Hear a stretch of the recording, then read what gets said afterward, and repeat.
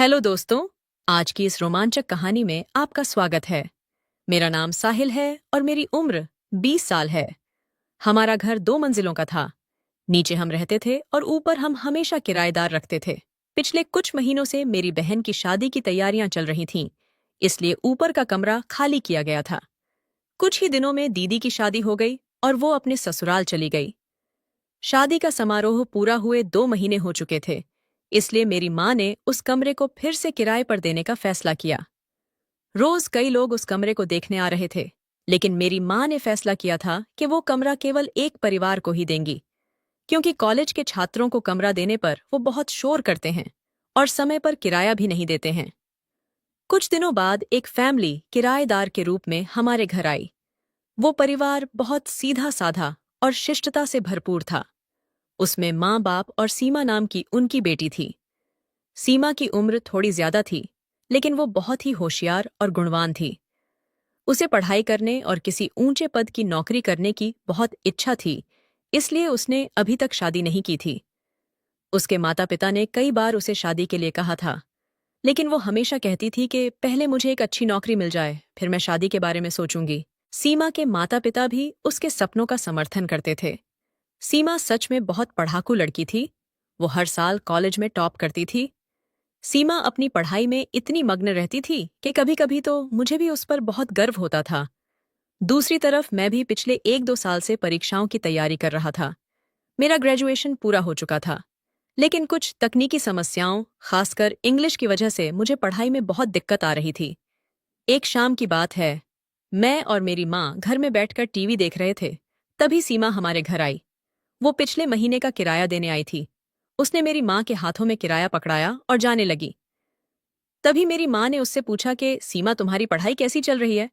सीमा हंसते हुए बोली, हाँ आंटी, बहुत अच्छी चल रही है। उसकी बात सुनकर मेरी माँ को अचानक से एक आइडिया आया। वो बोली, सीमा, हमारा साहिल भी परीक्षाओं की तैयारी कर रहा है, लेकिन उसे अंग्रेजी में थोड़ी मदद की जरूरत है। अगर तुम उसे पढ़ाओगी तो उसे बहुत फायदा होगा। सीमा बोली कि मुझे साहिल की मदद करने में कोई दिक्कत नहीं होगी और उसे पढ़ाते समय मेरा भी अभ्यास हो जाएगा। मेरी माँ ने तुरंत तय किया कि कल से साहिल तुम्हारे पास आ जाएगा और तुम उसे पढ़ा देना। सीमा बोली कि ठीक है आंटी, और वैसे भी मैं दिन भर अकेले पढ़ाई करती रहती हूँ।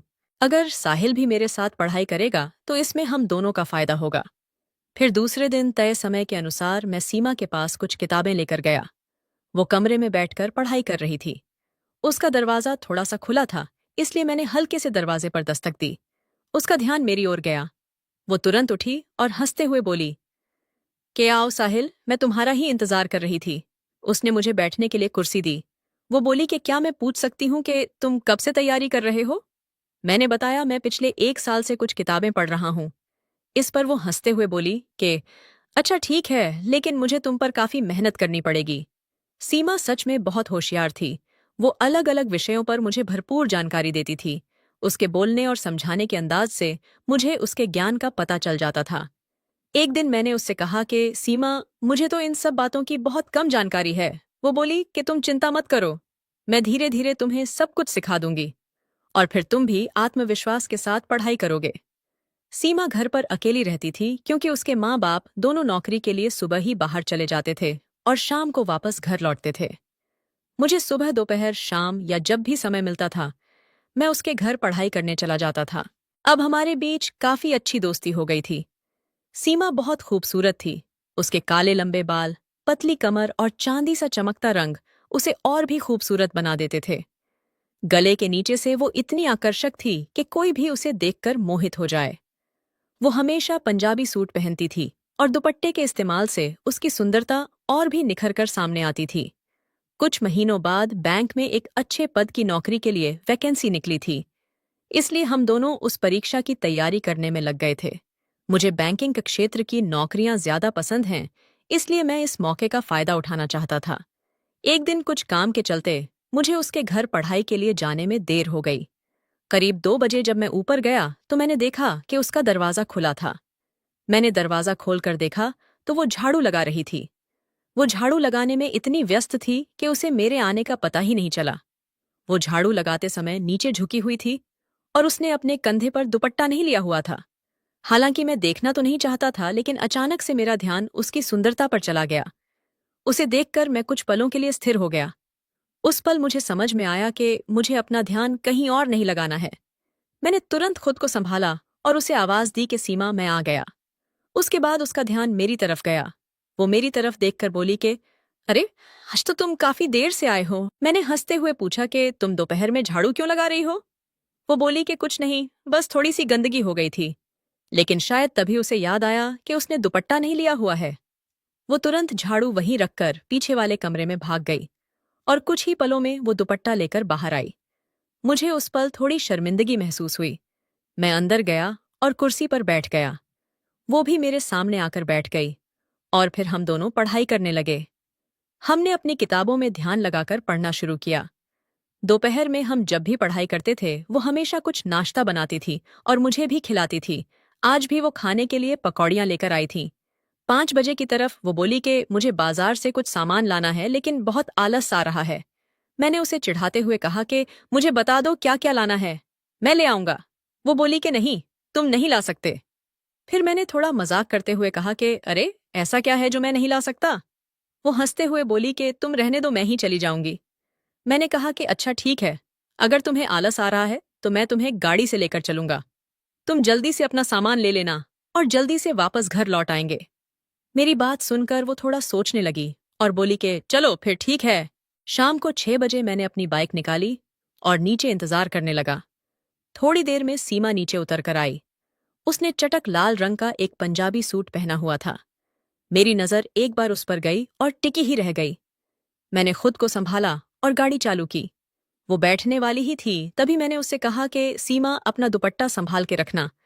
उसने अपना दुपट्टा ठीक किया और दोनों पैरों को इधर उधर करके बाइक पर बैठ गईं। उसने हम दोनों के बीच में थोड़ा सा फासला रखा हुआ था।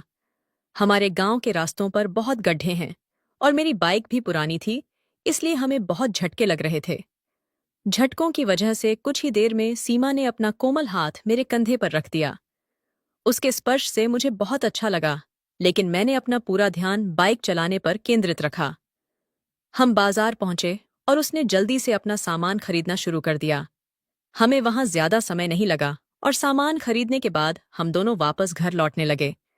लौटते समय भी वो पिछली सीट पर बच्चों की तरह बैठी हुई थी, लेकिन अब हमारे बीच में दूरी थोड़ी कम हो गई थी। वो मुझसे इतना सट के बैठी हुई थी कि उसके शरीर का संपर्क मुझे अपनी पीठ पर महसूस हो रहा था। उसने अभी भी अपना हाथ मेरे कंधे पर रखा हुआ था, जिससे मेरे मन में अनगिनत विचार आने लगे थे। खराब रास्तों की वजह से जब भी वो थोड़ा सा हिलती थी, तो मैं उसके शरीर के धक्कों को महसूस कर पाता था और इससे मेरा मन गड़बड़ाने लगा था। फिर भी मैंने अपने मन को शांत रखने की कोशिश की। कुछ ही देर में हम घर पहुंच गए। मैंने गाड़ी रोकी और उसे उतरने के लिए कहा। मुझे थैंक यू बोलकर वो सीढ़ियों से चढ़कर अपने घर चली गई। मैंने घर पहुंचते ही खुद को उसके विचारों में खो दिया। मेरे मन में विचारों का तूफान था। मैं खुद से पूछ रहा था कि साहिल, तुम्हें क्या हो गया है? तुम जिसे दीदी कहते हो उसके बारे में ऐसा कैसे सोच सकते हो? ये ठीक नहीं है, लेकिन दिमाग और शरीर दोनों पर काबू पाना मुश्किल हो गया था। फिर भी मैंने अपने विचारों को दबाकर शांत रहने की कोशिश की। अगले दिन सुबह 10 बजे मैं उसके घर गया। वो कुर्सी पर बैठी हुई थी और मुझे देखते ही उसने तेजी से अपनी ओढ़नी कंधे पर रख ली। ये उसकी आदत थी। जब मैं उसके साथ होता था तो वो हमेशा दुपट्टा ओढ़ कर रखती थी, लेकिन जब वो अकेली होती थी तब वो दुपट्टे को किनारे रखकर बेफिक्र रहती थी। मैं अपनी जगह पर बैठ गया, पढ़ाई शुरू कर दी। थोड़ी देर बाद वो मुझसे बोली कि मैंने कल तुमसे पॉल्यूशन के ग्राफ के बारे में पूछा था। क्या आज तुम मुझे ग्राफ बनाना सिखाओगे? मैंने कहा हाँ, तुम उसकी चिंता मत करो, मैं तुम्हें अच्छे से सिखा दूंगा। मैं अपनी जगह से उठा और उसके पलंग के पास जाकर बैठ गया। वो ग्राफ बनाने की कोशिश कर रही थी, लेकिन बार बार गलतियां कर रही थी। मैंने कहा ये ऐसा नहीं है, पेंसिल इधर लाओ, मैं बनाकर दिखाता हूँ। मैंने उसकी पेंसिल लेकर अपनी किताब पर ग्राफ बनाकर दिखाया। वो हैरान होकर बोली कि साहिल, तुमने तो बहुत अच्छे से बनाया है। मैंने कई बार कोशिश की, लेकिन मुझे नहीं बना। मैं हंसते हुए बोला कि मैंने तुमसे कहा था ना कि थोड़ा अभ्यास करोगी तो तुम भी कर पाओगी। उसने फिर से बनाने की कोशिश की, लेकिन उससे फिर नहीं बना। उसने थोड़ी निराशा के साथ मेरी तरफ देखा और बोली कि साहिल, मुझे अच्छे से सिखा दो ना। उसकी आवाज में मिठास और चेहरे पर मासूमियत देखकर मुझे कुछ खास महसूस हुआ। मैं थोड़ा हंसते हुए बोला कि ठीक है, तो फिर हम ऐसा करते हैं कि अब मैं तुम्हारा हाथ पकड़कर सिखाऊंगा। उसकी सहमति लेकर मैं उसके बाईं तरफ पलंग पर बैठ गया। उसने दीवार के पास थोड़ा खिसक कर मुझे आराम से बैठने की जगह दे दी। मैंने उसके हाथ में पेंसिल दी और कहा कि अब तुम धीरे धीरे हाथ हिलाओ। उसने अपने हाथ को सही स्थिति में रखा और मैंने उसके हाथ को हल्का सा सहारा देकर पेंसिल चलाना शुरू किया। जैसे जैसे मैं उसका हाथ चल रहा था, मेरी कोहनी उसके गले के नीचे वाले हिस्से को छू रही थी। मैंने कोशिश की कि ऐसा ना हो, लेकिन इसे टालना मुश्किल था। इस सब के बावजूद भी उसने मुझसे कुछ नहीं कहा, लेकिन उसके स्पर्श का मेरे मन पर गहरा असर हो रहा था। मैंने कहा कि अगर हाथ खुला छोड़ दिया जाए तो आसान हो जाएगा। तभी पेंसिल का नोक टूट गया। मैंने उसके हाथ से अपना हाथ हटाया और कहा कि थोड़ा रुको, मैं किचन से पानी पीकर आता हूं। मैंने किचन में जाकर ठंडा पानी पिया, लेकिन पानी पीने के बाद भी मेरे दिल की धड़कन शांत नहीं हुई। उसके हर कदम और हर हरकत का ख्याल मेरे मन में था। तभी कमरे से आवाज आई कि साहिल, जल्दी से आओ, इतना समय क्यों लगा रहे हो? ये सुनकर मैं फिर से उसके पास गया। उसने एक नई पेंसिल ले ली और उसे अच्छी तरह से धारदार बना लिया। मैंने फिर से उसके हाथ पर अपना हाथ रखा और ग्राफ बनाने लगा। वो चुप थी, लेकिन उसकी सांसों की आवाज साफ सुनाई दे रही थी। मैंने धीरे से उसके चेहरे की तरफ देखा तो मैंने देखा कि उसने अपनी आंखें बंद कर रखी थीं। मैंने उससे पूछा कि क्या हो गया? तुमने अपनी आंखें क्यों बंद कर रखी है? तुम्हें नींद आ रही है क्या? उसने चौंक कर आंखें खोलते हुए कहा कि सॉरी साहिल, मेरा ध्यान कहीं और चला गया था। मैंने फिर से उसके हाथ को पकड़ा, लेकिन इस बार मेरा मन और भी अलग दिशा में भाग रहा था। मेरी उंगलियों ने उसकी उंगलियों को हल्का सा छू लिया और अनजाने में मैंने अपनी उंगलियां उसके बीच में गुंथा दी। उसने कुछ नहीं कहा, लेकिन उसके चेहरे पर जो भाव थे उससे लग रहा था कि उसे ये अनुभव अच्छा लग रहा है। उसकी सांसों की गति तेज हो गई और उसका हल्का सा थरथराना मुझे साफ दिखाई दे रहा था। मैंने अब अपनी उंगलियों को घुमाना शुरू कर दिया था। उसकी आंखों में हल्की सी घबराहट और अनजान आकर्षण दिख रहा था। वो धीमी आवाज में बोली, साहिल प्लीज, ऐसा मत करो। उसके शब्दों में थोड़ी उलझन थी, लेकिन उसकी आंखों में एक अलग सी भावना थी। तभी उसने मुझे अपने और करीब खींच लिया। उसकी इस हरकत से मैं थोड़ा परेशान हो गया था, लेकिन उसकी आंखों में जो भावना थी उसने मुझे न रुकने पर मजबूर कर दिया। उस पल हम दोनों एक दूसरे में ऐसे खो गए थे जैसे सारा अतीत पीछे छूट गया हो और हम केवल उसी पल में जी रहे हों। तभी मेरी नजर खिड़की की खुली छत पर पड़ी। मैंने धीरे से उससे कहा कि खिड़की खुली है, पहले इसे बंद कर लो। वो थोड़ा मुस्कुराते हुए बोली कि तुम्हें अभी भी खिड़की ही दिखाई दे रही है। उसकी आंखों में मुझे प्रेम दिख रहा था। बाहर तेजी से हवा बह रही थी, लेकिन उस कमरे में हमारे बीच भावनाओं का तूफान चल रहा था। कुछ समय बाद जब मैं होश में आया तो मुझे बहुत शर्म आने लगी थी। जो कुछ हुआ था उसने मेरा मन उलझा दिया था। सीमा चुपचाप वहां से उठी और रसोई में भाग गई। उसके हाव भाव से लग रहा था कि वो भी थोड़ी गड़बड़ में थी। मैं कुछ पल वहीं खड़ा रहा। मैंने खुद को संयमित करने की बहुत कोशिश की और बिना कुछ कहे अपनी किताब वहीं छोड़कर घर की तरफ भाग गया। जब मैं घर पहुंचा तो माँ बाथरूम में कपड़े धो रही थी। नल का पानी पूरे घर में गूंज रहा था। मैं सीधे बेडरूम में गया। पलंग पर लेटते ही छत पर लगे घूमते पंखे को देखने लगा। पंखा जैसे गोल गोल घूम रहा था, वैसे ही मेरे विचार भी घूम रहे थे। मैंने अनजाने में अपनी आंखें बंद कर दीं और थोड़ी देर में मुझे नींद आ गई। कुछ घंटे बाद जब मैं जागा तो बाहर अंधेरा हो चुका था। मेरे मन में फिर से सीमा के ख्याल आने लगे थे। उसे क्या महसूस हुआ होगा? क्या उसे बुरा लगा होगा? मैं हर चीज का दोष अपने ऊपर डाल रहा था। उसका मासूम चेहरा और शांत भाव बार बार मेरे मन में आने लगे थे। तभी मेरी माँ की आवाज आई, बेटा और कितनी देर सोएगा? शाम हो गई है। मैं अचानक खड़बड़ाकर उठा और अगले कमरे में आ गया। माँ बोली कि क्या हो गया? तुम इतनी देर से क्यों सो रहे हो? कल रात में नींद नहीं आई थी क्या? मैंने जानबूझकर मुस्कुराते हुए कहा कि हाँ माँ, कल रात अच्छे से नींद नहीं आई थी, इसलिए मैंने दिन में अच्छी नींद ले ली। अगले 2 दिन मैं सीमा के घर नहीं गया और उसने भी मुझे नहीं बुलाया। पहले मैं जब भी उसके घर नहीं जाता था तो वो हमेशा मुझे बुला लेती थी, लेकिन इस बार वो चुप थी। ये सब मुझे बहुत खटक रहा था। मैं अपना ज्यादातर समय घर में ही बिता रहा था। माँ ने एक बार पूछा कि क्या हुआ, 2 दिनों से तुम पढ़ाई करने के लिए सीमा के पास नहीं जा रहे हो। मैंने बस किसी बहाने से उन्हें शांत किया। तीसरे दिन सुबह मैं बगीचे में पेड़ पौधों को पानी दे रहा था। तभी अनजाने में मेरी नजर ऊपर वाले माले पर पड़ गई। सीमा वहीं खड़ी थी और उसकी भी नजर मुझ पर थी, लेकिन मेरे देखते ही उसने तुरंत अपनी नजरें चुरा लीं। थोड़ी देर बाद मैंने फिर से देखा। वो अभी वहीं खड़ी थी, लेकिन इस बार उसकी नजर मुझ पर नहीं थी। तभी मेरी माँ बाहर निकल आईं और उनकी नजर सीमा पर पड़ गई।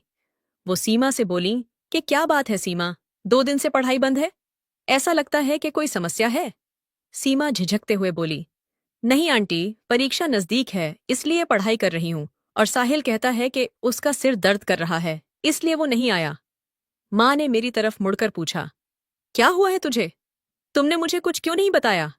मैंने जल्दी से जवाब दिया, हाँ माँ, थोड़ा सिर दर्द कर रहा था लेकिन अब ठीक है। फिर मैंने सीमा की तरफ देखा और कहा, आज मैं पढ़ाई के लिए आऊंगा। उसने धीरे से कहा, ठीक है। थोड़ी देर बाद मैंने अपनी किताबें लेने के लिए बैग खोला तो मुझे ध्यान आया कि मेरी किताबें तो सीमा के पास ही रह गई थीं। इसलिए मैंने जानबूझकर एक ऐसी किताब उठाई जो ज्यादा काम की नहीं थी, उसे हाथ में लिया और सीमा के घर जाने के लिए सीढ़ियां चढ़ने लगा। सीमा हमेशा की तरह अपने कंधे पर किताब रखकर पढ़ रही थी। मैंने उससे कोई बात नहीं की और सीधा कुर्सी पर बैठकर किताब खोल ली, पर काफी ध्यान लगाने के बाद भी मेरा पढ़ाई में ध्यान नहीं लग रहा था। कुछ समय बाद मेरी सहन शक्ति का बांध टूट गया। मैं सीमा की तरफ देखते हुए बोला कि सीमा, लेकिन इतना कहकर मैं रुक गया। वो अभी भी अपनी पढ़ाई में मगन थी। मैंने फिर से उसका नाम लिया तो वो बोली, हाँ बोलो साहिल, क्या बात है? मैं थोड़ा घबराते हुए बोला कि उस दिन जो भी हुआ उसके लिए सॉरी। सीमा ने हल्की सी मुस्कुराहट के साथ कहा कि कोई बात नहीं साहिल, तुम उस बारे में ज्यादा मत सोचो, जो होना था वो हो चुका है। अब सब भूलकर अपनी पढ़ाई पर ध्यान दो। सीमा की समझदारी ने मुझे बहुत हल्का महसूस कराया और इससे मुझे उसके प्रति और भी ज्यादा सम्मान महसूस हुआ। मैंने चुपचाप पढ़ाई शुरू की। थोड़ी देर बाद उसने कहा कि साहिल, तुम उस बात पर ज्यादा विचार मत करो। अगले महीने हमें परीक्षाएं देनी हैं। अब बस अपनी अपनी पढ़ाई पर ध्यान दो। इस बार हमें पास होना है। इसके बाद हम दोनों सच में मन लगाकर पढ़ाई करने लगे। वो मेरी हर तरह से मदद करती थी और प्रोत्साहित भी करती रहती थी, लेकिन मेरे मन में उसके लिए भावनाएं बढ़ती ही जा रही थीं। मुझे वो बहुत पसंद आने लगी थी। परीक्षा होने में 7 दिन बाकी रह गए थे। उस दिन मैं सीमा के पास गया और अपने साथ एक गुलाब का फूल ले गया। पढ़ाई करते समय मैंने बहुत सोचा कि उसे ये फूल दूं या नहीं दूं। आखिरकार हिम्मत करके मैंने उसे गुलाब का फूल दे दिया। वो नीचे देख रही थी, लेकिन जब उसने मेरे हाथ में गुलाब देखा तो उसके चेहरे पर हल्की सी मुस्कान आ गई। उसने मुस्कुराते हुए थैंक यू बोला और मेरे हाथ से फूल ले लिया। उसकी प्रतिक्रिया देखकर मेरा आत्मविश्वास बढ़ गया था। मैंने हिम्मत जुटाकर कहा कि सीमा, मैं तुमसे कुछ कहना चाहता हूँ। मैं उम्र में तुमसे कुछ साल छोटा हूँ, लेकिन मुझे तुम बहुत पसंद आ गई हो। सीमा ने थोड़ी देर सोचा और शांत स्वर में कहा कि साहिल, मैं भी तुम्हें पसंद करती हूँ। ये सुनकर मेरा दिल खुशी से भर गया। मैं खुद को 7वें आसमान पर महसूस कर रहा था। मैंने खुशी से सीमा को गले लगा लिया, लेकिन सीमा तुरंत गंभीर हो गई और बोली कि साहिल, हमें इस समय अपनी परीक्षा पर ध्यान देना चाहिए। हमारी पढ़ाई पूरी होने के बाद हम इस बारे में बात कर सकते हैं। इसके बाद हमने और भी मेहनत से पढ़ाई की। हम दोनों ने परीक्षा दी और दोनों अच्छे नंबरों से पास हो गए। कुछ दिनों बाद हमारे दोनों घरों में ज्वाइनिंग लेटर आया। हम दोनों के माँ बाप बहुत खुश थे। मेरे पापा ने मुझसे बोला कि सीमा दीदी को थैंक यू बोल दे। अगर वो नहीं होती तो तू इतने अच्छे नंबरों से पास नहीं होता। तभी मेरी माँ ने हल्की सी शरारत भरी मुस्कान के साथ कहा कि वो दीदी नहीं है, सीमा हमारे घर की होने वाली बहू है, साहिल उसका होने वाला पति है। आप उसे दीदी क्यों बोल रहे हो? इतना कहकर हम दोनों के घर वाले हंसने लगे। मैं बाहर चला गया और सीमा शर्मा के अंदर भाग गई। और कुछ इस तरह हमारी खूबसूरत कहानी का नया अध्याय शुरू हुआ।